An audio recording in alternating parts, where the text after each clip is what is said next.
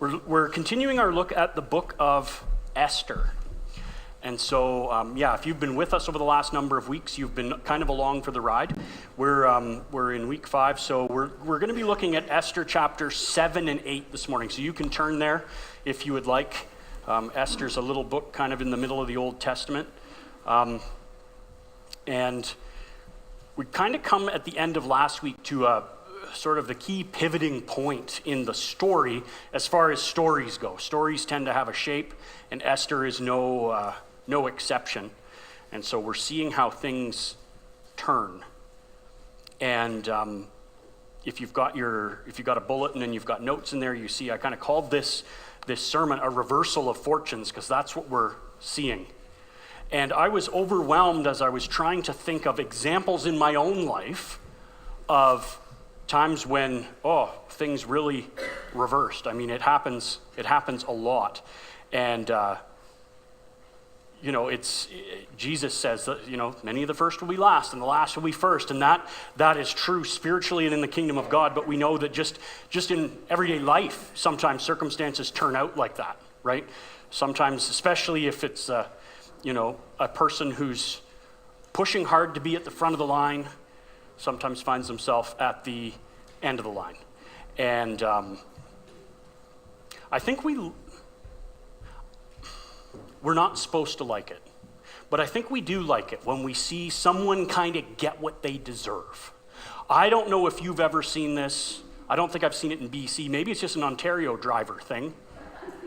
But, have you ever been driving and I was going to say maniac. That's not fair. I don't know their mental health condition. But they're driving as though they're in competition, right? They're very keen to get home. I don't know, right? But they're flying up. You kind of see them in the rearview mirror. It's like, what is this person doing?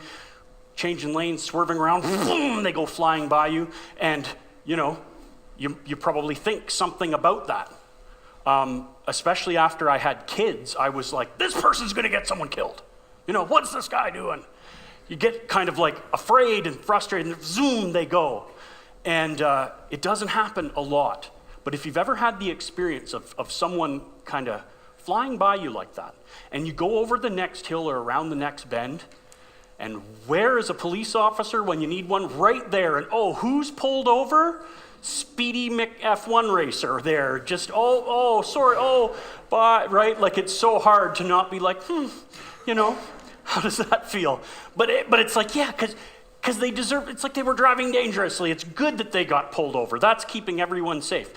What we don't love as much, I think, as a rule, is when we get pulled over, right? Because in that case, it's like, you have no idea. Actually, I'm fully justified. I was in a hurry. Here are my really good, valid reasons for me to ignore the speed limits and just see how fast I can make this thing go. I didn't notice. I was, it's unfair. But it's me.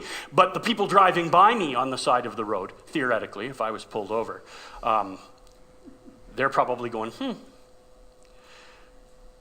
Sometimes fortunes get reversed. Not always, but sometimes they do. And in this section of the story of Esther, we see quite intentionally a dramatic reversal of fortunes. And I want us to keep in mind as we look at this part of the story, like what's going on in the story, but I don't think the gospel should ever be far from our minds.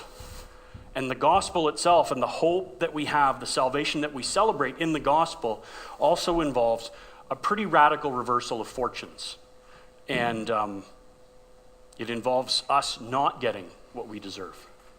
So I want to look at Esther 7 and 8 kind of in 4 chunks. It sort of breaks down, and we'll read through it bit by bit. So last week when we left off, so we're in Persia. The king is a guy named Xerxes, and his right-hand man is a guy named Haman, who has been promoted. He's kind of like the prime minister or whatever. Like he's running the show. And he's got a real beef with this guy, Mordecai, who won't pay him the respect that he deserves. And last week, like when we were reading chapter 6, we saw how Haman finally decided to get rid of Mordecai. He's going to execute him publicly in a dramatic way to really make an example of him. And as he was going to get the king to sign off on this, he finds himself instead almost tricked into honoring Mordecai for a previous act of service to the state that Mordecai had done. So instead of Haman getting this guy's death warrant signed, he had to lead a parade celebrating the awesomeness of citizen Mordecai. And this was wrecking Haman's day. And then right when we left off the chapter, he's just like, this is awful. Oh, he's got to go to a party. He's been invited to a banquet with the king and Queen Esther. And so he's got to get his act together, right? And be kind of dignified and go to this party. So then we jump in Esther chapter 7. So it says, so the king and Haman went in to feast with Queen Esther. And on the second day, as they were drinking wine after the feast, the king again said to Esther, what is your wish, Queen Esther, and it shall be granted to you? What is your request? Even to half my kingdom it shall be fulfilled. Then Queen Esther answered, if I have found favor in your sight, O king, and if it please the king, let my life be granted to me for my wish, and my people for my request. For we have been sold, I and my people, to be destroyed, to be killed, and to be annihilated. If we had merely been sold as slaves, men and women, I would have been silent, for our affliction is not to be compared with the loss to the king. Then King Xerxes said to Queen Esther, who is he and where is he who has dared to do this? And Esther said, a foe and an enemy, this wicked Haman. And then Haman was terrified before the king and queen. Haman's day is just going from bad to worse, right? Esther's not wrong. We read in previous chapters how Haman kind of set off by his, essentially the disrespect that Mordecai had shown him, had decided to not just take it out on Mordecai, but take it out on all of his people. Mordecai was Jewish, and so Haman had sort of slipped. He got the king to sort of sign off on this little edict that was no big deal, but it was actually official orders for the people all through the Persian Empire to exterminate all the Jewish people on a certain day. Esther had heard about this. Esther herself is Jewish, but Haman didn't know that. Even the king didn't know that. And so now Esther, in this real last-ditch effort to save her people, has carefully garnered the king's pleasure and acceptance. She's found favor in his eyes. And she's thrown these two parties, and the king, what do you want? And she was respectfully pleading for her life. She's not saying, I want half your kingdom. She's saying, I just don't want to be destroyed. And the king reacts to this in this angry way, right? Who is he and where is he who has dared to do this? It sounds to me, it kind of echoes David's words, if you remember reading in 2 Samuel chapter 12, verse 5, right? Daniel has been up to no good and had slept with another man's wife and then had the guy murdered to cover it up and thought he'd got away with it, and God sends a prophet, Nathan, tells him the whole thing.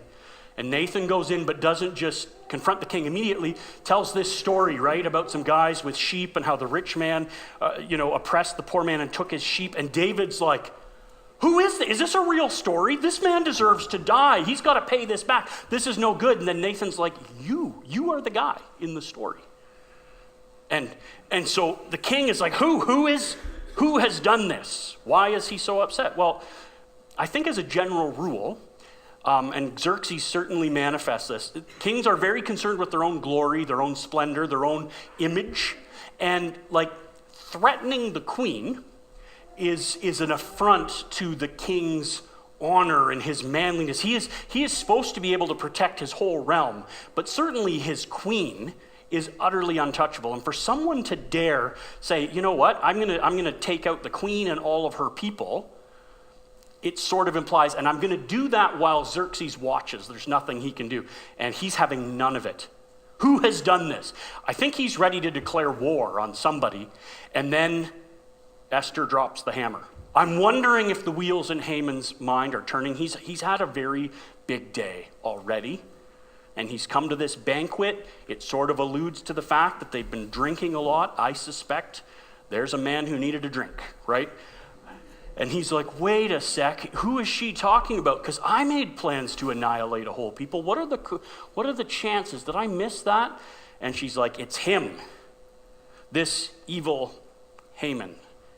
She had to set this up carefully, right? Because Haman had the king's ear. Haman was like his most trusted guy in the whole kingdom.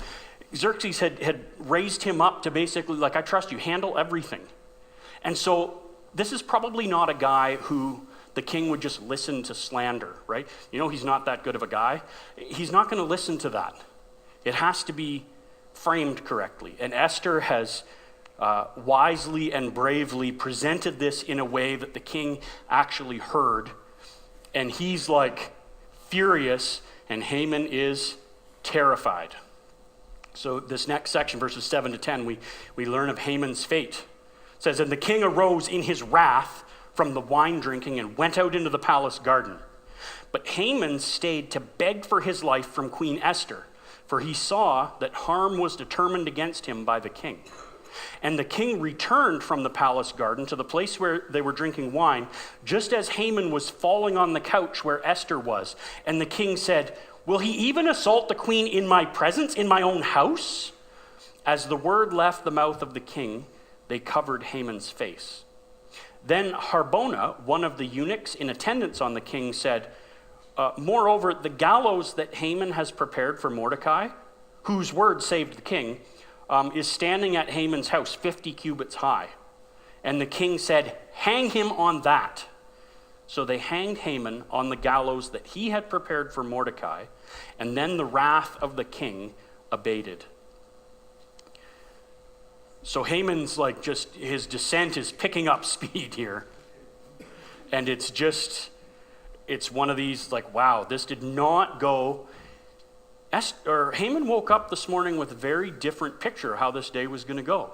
He was excited about the gallows, which, as we've said before, in a Persian context, are not likely kind of the hangman with a rope. It's very much more like a big skewer to skewer people on, impale them.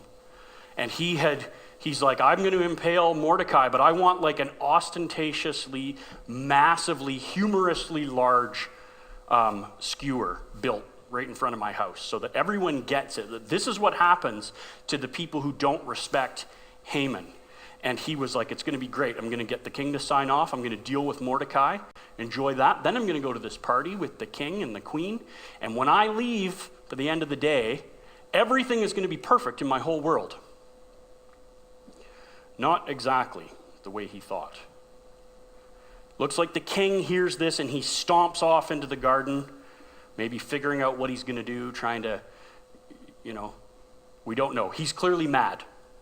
And Haman can read the writing on the wall. And interestingly, Haman, in effort to preserve his life, he makes a decision in that moment, right? It's Haman and the queen and the king who's just stomped off into the garden. He has like maybe 10 seconds to make his case. I don't know how long he thinks.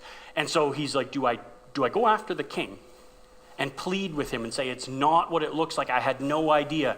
I meant you no offense. Do I plead my case with the king? Or do I plead my case with the queen, whose life I've essentially threatened without knowing it? And it seems like it says he saw that harm was determined. The king had determined to harm him, so he thought his chances were better, pleading with kind, gracious Queen Esther. We don't get her response recorded, but it doesn't look like she was having mercy on him. And he is pleading, and we don't know exactly what the blocking of this scene looked like. But in throwing himself on her mercy, maybe throwing himself at her feet, and she's reclined on some kind of couch, the king comes in just as Haman is falling on the couch where she's sitting, and it's one of those classic, oh, this is not what it looks like moments, right? But before he can even say anything, the king draws the conclusions. It's like, this guy who I trusted is out to make me look like he's out to insult me by killing the queen. And is he going to do that right? He just figures he's going to do that right now, like while I'm right here. And he is just having none of it. And as soon as he says it, Haman's doomed. Then we meet this guy Harbona, whose name I'm sure means helpful, given his advice here. We actually meet him earlier, listed as one of the one of the king's eunuchs who way back in the opening scene was told to go and fetch Queen Vashti and bring her into the party to look for her. So he's on staff. He knows who's who. He's obviously trusted because he's one of the people serving there. And as the king is like losing it and he's determined to kill Haman, and Haman is just probably white as a ghost, you see the butler standing there. Sire, you might be interested to know, just coincidentally, that Haman has built a big old gallows at his house. And he did it for the express purpose of murdering Mordecai. Remember the guy that earlier today you honored because he saved your life? Mordecai was going to have him killed too. So I don't know if that information is helpful to you or not. I don't know what you would, right? I don't know if you could connect any, like, Your Highness, you're brilliant. You'll figure it out. And Xerxes is like, he did? Great, hang him on that. And they just took him, and at the end of the day, Haman is, what is the old phrase from Hamlet? He's hoisted with his own petard. He is brought low by the very means he devised to inflict damage and death on his enemy. That's what has come back on him. It says, then after the king had dealt with it, after justice was served, after this man who, in the king's eyes, had so horribly affronted the king's glory and majesty and so betrayed his trust that he needed to be punished, and punished like in appropriate way. So, okay, hang him on this gallows. Then it says the wrath of the king was satisfied. It abated. It had died down. So it seems like there's a resolution there, right? Haman has been the villain since sort of like scene 3, and now he's done. But we're not out of the woods yet, and we see that as we jump into chapter 8, looking at verses 1 to 8. It says, on that day, King Xerxes gave to Queen Esther the house of Haman, the enemy of the Jews. That's probably not just the building, but like his estate, all of his property was seized by the state, given to Queen Esther, sort of like reparations for what he was planning to do. So he gave Queen Esther the house of Haman, the enemy of the Jews. And Mordecai came before the king, for Esther had told what he was to her. And the king took off his signet ring, which he had taken back from Haman, and gave it to Mordecai. And Esther set Mordecai over the house of Haman. Then Esther spoke again to the king. She fell at his feet and wept and pleaded with him to avert the evil plan of Haman the Agagite and the plot that he had devised against the Jews. When the king held out his golden scepter to Esther, Esther rose and stood before the king, and she said, if it pleases the king, and if I have found favor in his sight, and if the thing seems right before the king, and if I am pleasing in his eyes, let an order be written to revoke the letters devised by Haman the Agagite, the son of Hammedatha, which he wrote to destroy the Jews who are in all the provinces of the king. For how can I bear to see the calamity that is coming to my people? Or how can I bear to see the destruction of my kindred? Then King Xerxes said to Queen Esther and to Mordecai the Jew, behold, I have given Esther the house of Haman, and they have hanged him on the gallows because he intended to lay hands on the Jews. But you may write as you please with regard to the Jews in the name of the king and seal it with the king's ring, for an edict written in the name of the king and sealed with the king's ring cannot be revoked. Having Haman revealed in the eyes of the king as a murderous schemer was definitely important. As long as this guy was alive, Esther, Mordecai, all the Jewish people were probably in danger. So having him dealt with was important. That's a win for the heroes of our story. But they are not out of the woods yet, because Haman's big evil act was devising this law, this edict, that said on a certain day, on the 13th day of the 12th month of the year that they're in, all the people in the whole kingdom of Persia were to take up arms and destroy the Jewish people and plunder their goods everywhere. And he sealed that with the king's signet ring. It's like his signature. It's his seal of approval. By giving his ring to Haman, and he later gave it to Mordecai, that's the king basically saying, you can write stuff and sign my name to it. You can do it in my name, and it has that authority. And just by an interesting quirk of Persian law, once something like that is in force, it can't be repealed, even by the king who wrote it. It's kind of like that's in play. So she's saying Haman's dead, but his law is still on the books.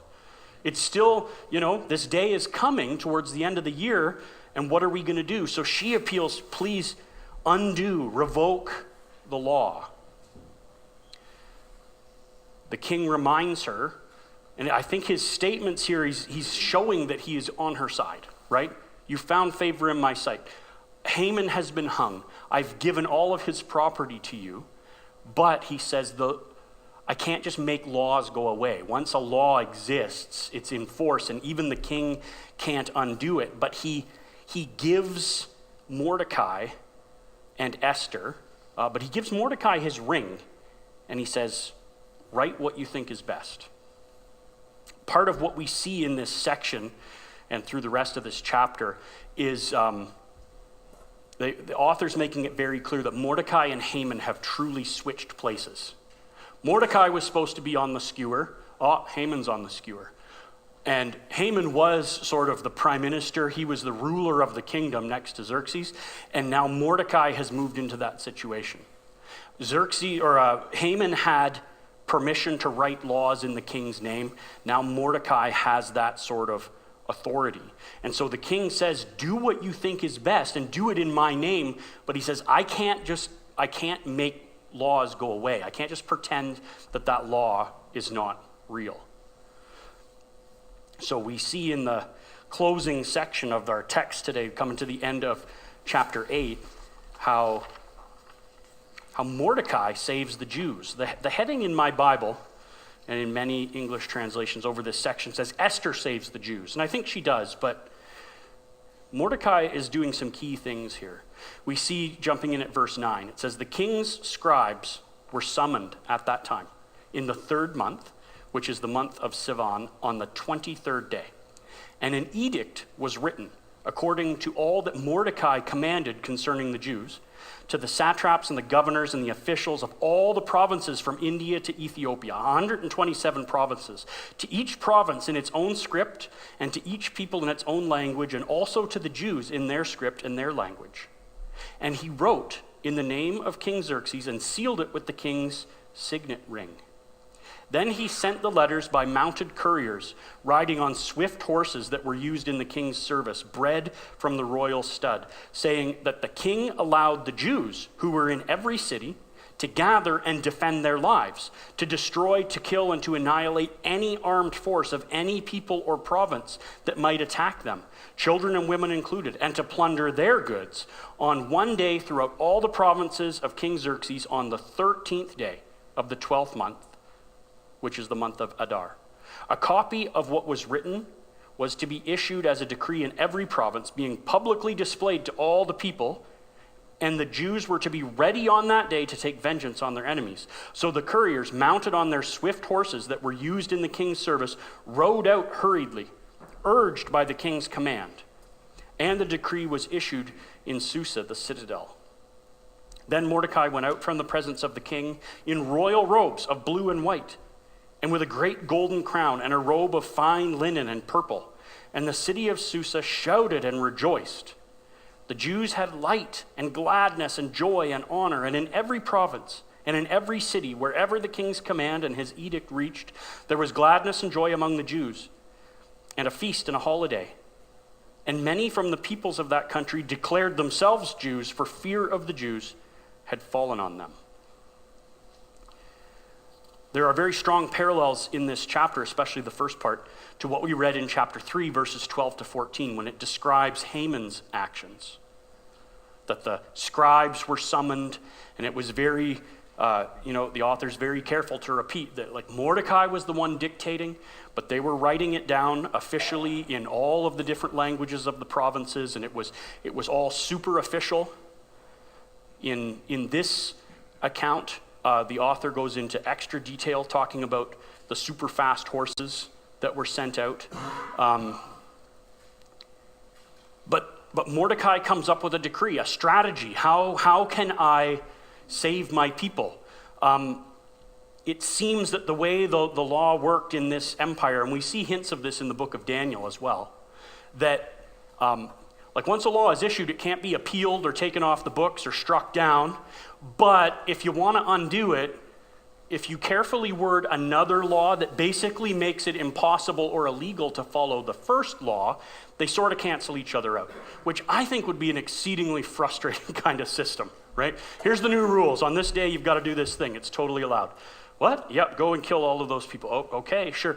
And then a couple months later, new rule. Those people are allowed to kill you back. It's like you want us to attack them or not? Like, because it really seems like you're saying two different things. Yes, follow the last rules you were given, right?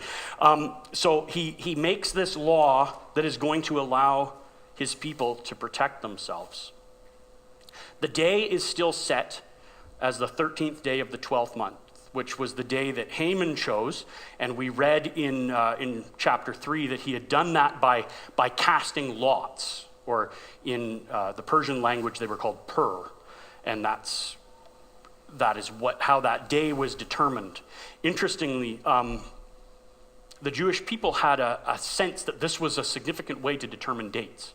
Proverbs 16:33, among other verses, says, the lot is cast into the lap, but its every decision is from the Lord.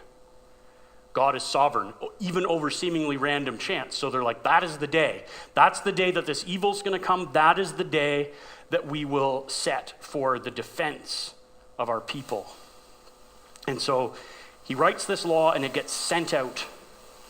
And then again, in contrast, kind of parallel, but in contrast to Haman, we see Mordecai leaving the king's presence. And he's like dressed very fancy, right? Royal robes and a crown, all of these things. Clearly the king has given him these things as external symbols of his honor and his office, right? He's an important guy. We don't know if Haman wore similar things in that role, but interestingly, Mordecai, like for the second time that day, is dressed really fancy because that was what Haman told the king should be done for a man who honors the king, or who the king wants to honor. Thinking that it would be his turn, Mordecai, he had to honor Mordecai, and now Mordecai is honored again in a more permanent sense. And there's a parallel here, or a contrast rather, to the general reaction of the city of Susa, that this, like the capital that this is taking place in. In chapter 3, verse 15, after Haman had made his rule about, hey, you know what, on this day we're going to destroy all the Jews, and it got sent out, it said that the people in Susa were thrown into confusion or despair. They're like, what? Can this be accurate?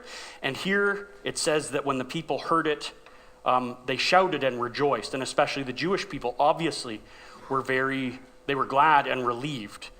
And it kind of drops this interesting little line on the way by that many people of the different provinces saw kind of the way things were shaking out, and they're like, I'm actually Jewish too. On my great-grandmother's side. So I'm going to start going to synagogue and shalom there, brother. Like, I'm Jewish too, because they see which way this is going. They see that Mordecai is the most powerful man in the kingdom, and he's Jewish, and it's like, I can see which side it's safe to be on. They made this shift. So you see that even the attitude of the citizens in the city reversed. All of these reversals of fortune, on one hand, they are part of the way a good story is told. They are part of what our sense of justice demands when an evil person is getting away with it. But I think there's also a really profound picture of the gospel here. And I don't want to, I don't think we should just read things as analogies when it is not called for, but I think there's a picture that we can see. Like Mordecai, if we think about it, was a guy in very deep legal trouble. It had been decreed that he was doomed. His whole people were doomed, and he himself was going to be executed that day. And if we're honest, and I know he's one of the good guys, so we're not supposed to be too critical, but I think if we're honest, it looks a lot like he only became the object of Haman's royal wrath because he refused to obey the king and honor Haman, the one that the king had exalted. Remember, Haman would walk out and the rule was you're supposed to bow or salute or do whatever. Mordecai's like, I'm not saluting that guy.